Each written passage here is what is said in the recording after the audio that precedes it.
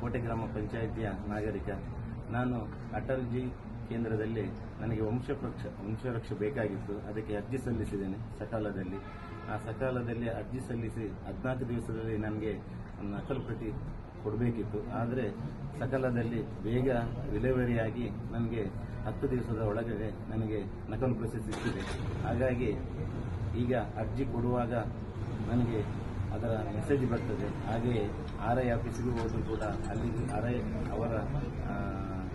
RI ಆಫೀಸಿಗೆ ಹೋಗುವಾಗ ಅಲ್ಲಿಗೆ ಬರುವಾಗ ಕೂಡ ನನಗೆ ಮೆಸೇಜ್ ಬರ್ತದೆ. ಹಾಗೆ DT ಅವರ ಲಾಗಿನ್ಗೆ ಹೋದರೂ ಕೂಡ ನನಗೆ ಮೆಸೇಜ್ ಬರ್ತದೆ.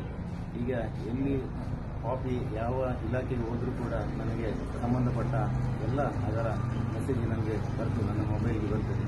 ಹಾಗಾಗಿ ಆದಷ್ಟು ಬೇಗ ನನಗೆ ಸಕಾಲದಿಂದ ನನ್ನ ವಂಶವೃಕ್ಷವನ್ನು ನನಗೆ ಸಿಕ್ಕಿದೆ. ಧನ್ಯವಾದ.